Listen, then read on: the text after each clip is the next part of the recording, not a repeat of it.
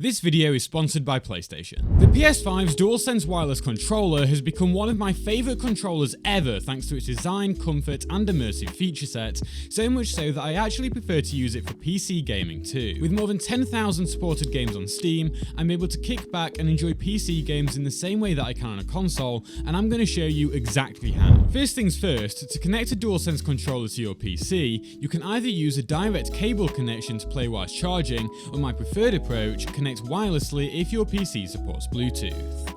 To do so, first make sure that your controller is turned off, then navigate to your PC settings menu and open the Bluetooth devices section. Select Add Device and choose Bluetooth. Now pick up your DualSense controller and hold both the Create button and PS button simultaneously until you see the light bar start to flash.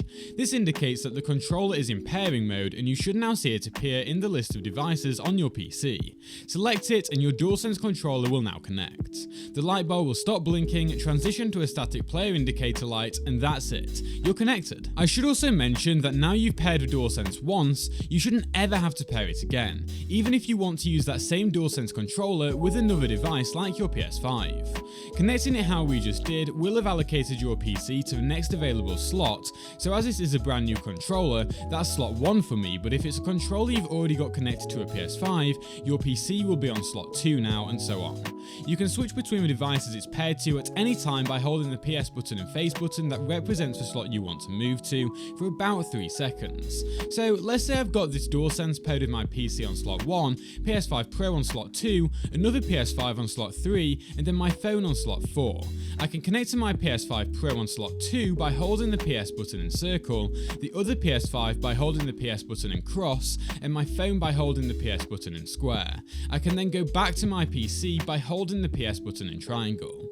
You'll notice that as you switch between them, the player indicator lights briefly blink to indicate which number slot you're moving to.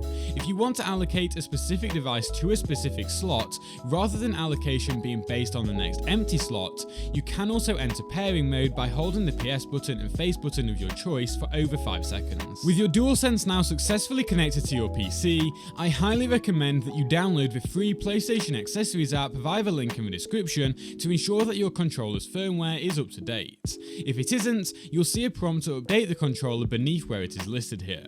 Click that and you can easily complete the process.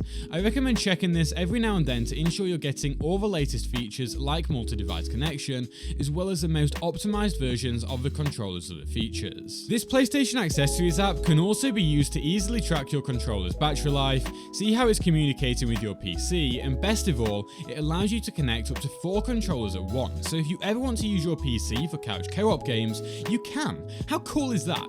Speaking of battery, this thing lasts for hours on a single charge, so you aren't tethered to a cable, and the textured grip on the sticks and triggers means it feels just as good in your hands after a long session as it does when you first pick it up. Anyway, now that we're all set up, let's get into the fun stuff and take a look at playing some games. The DualSense supports over 10,000 games on Steam, so safe to say you won't be struggling to find things to play. But what really matters is those games that take full advantage of what this controller can do. I'm talking haptic feedback and adaptive triggers that genuinely change how a game feels in your hands and increases your immersion. Titles like Battlefield 6, God of War Ragnarok, Returnal, Stellar Blade, and Ratchet & Clank Rift Apart. All of these support the full DualSense feature set on PC, so whether it's throwing Kratos' Leviathan axe or shooting at enemies in Returnal, you can truly feel like you're part of the game.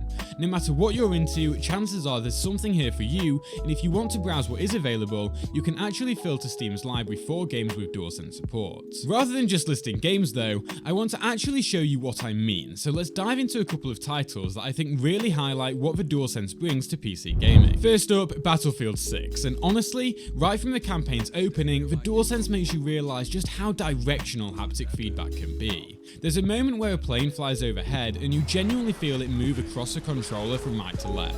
From there, explosions start going off around you, and even with your eyes closed, you could pinpoint which exact direction each and every one of them is coming from. It's not just rumble, it's spatial, and for a game as cinematic as Battlefield, it completely elevates the experience. Even when just moving through the world on foot, you can feel the ground beneath you in the haptics, and there's a subtle change between different surfaces. Running across concrete feels slightly different to moving over dirt or water. It's a kind of detail that you don't consciously think about, but it keeps you locked sucked in and truly immersed. Where Battlefield really stands apart though is the vehicles. Climbing into a tank, you immediately feel how heavy it is through the haptics. The rumble is deep, weighty and constant, and every bit of terrain you roll over feeds back through a DualSense. Fire a shell and the whole thing kicks too. Switch to a helicopter though and everything changes slightly. It feels lighter, more agile, and you feel every shift in movement. Same controller, yet completely different sense of scale, and it really sells just how varied Battlefield's gameplay is. Going back on foot, the adaptive triggers also do their thing. There's a satisfying resistance when you fire shots that gives each weapon a sense of weight and physicality. It's not as in your face with it as some games can be, but it doesn't need to be. It just adds to that overall feeling that everything here has substance to it. I've also found it competitively advantageous for controlling manual burst fire from further ranges, as I can sort of tap fire to the point where I feel the trigger click. It's almost like having clicky triggers. Now in multiplayer, I will say that some of the more intense effects can be a little too immersive and add extra difficulty to recoil control, but not to worry as Battlefield 6 lets you customize this. You can actually turn off vibration for specific things like your own gunfire, whilst keeping it on for surrounding environmental effects so you still get the best of both worlds. The immersion of feeling the battlefield around you without it interfering with your gameplay. That level of control is a really nice touch, as it means I can continue to feel where the action is taking place without it feeling like I'm making recoil control any harder for myself in the process. Anyway, let's now switch things up with a look at Helldivers 2, as even though it's also a shooter, the DualSense experience here is still completely unique. Helldivers 2 is honestly just pure chaos, and the controller handles every aspect of it brilliantly. In fact, you notice it before you even hit the ground. When you're up in your super destroyer and it moves to take you into the airspace above your mission, you feel the rumble of the ship through the DualSense, immediately setting the tone. Then, when you step into your helipod and it seals shut, there's this metallic clunk that you feel in your hands. You're then thrown down through the planet's atmosphere with the haptics at full throttle the whole way down until you slam into the ground and rise up out of the pod. Again, also felt perfectly beat for beat in the controller. If you've landed on a planet with rain, you can even feel the individual droplets hitting you through the haptics. You haven't even fired a shot yet, and the DualSense has already pulled you into this world. Now you're on the ground and the chaos kicks in, you'll then notice the adaptive triggers too.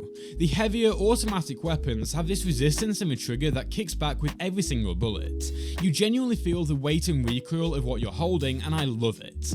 Switch over to a pistol though, and it's immediately lighter, snappier, and less impactful. You can feel the difference between your weapons without even thinking about it. Oh, and then there's the stratagems.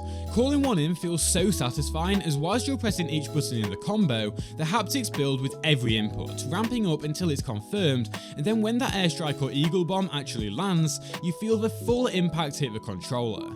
I won't spoil too much, but if you ever find yourself setting off a hell bomb, just trust me, the DualSense makes that feel absolutely enormous. Something I also really appreciate is how different this all feels compared to something like Battlefield 6, Monster Hunter Wilds, or any other game. Same controller, yet it's a completely different experience, and that's kind of the whole point. The DualSense isn't just doing one trick, it's adapting to whatever game you're playing to really immerse you in that specific world.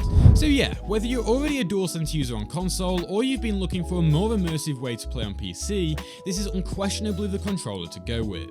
The setup is straightforward, the feature set is unmatched, and with thousands of supported games on Steam, you're not going to run out of things to play anytime soon. To truly bring PC gaming to life with the DualSense wireless controller, find compatible games, setup tips and more, take a look at the link in the description below. Thanks again to PlayStation for sponsoring this video. Also, if you're interested in leveling up your audio quality too for even further immersion, check out my review of the official PlayStation Pulse Elite headset, which is also fully supported on PC.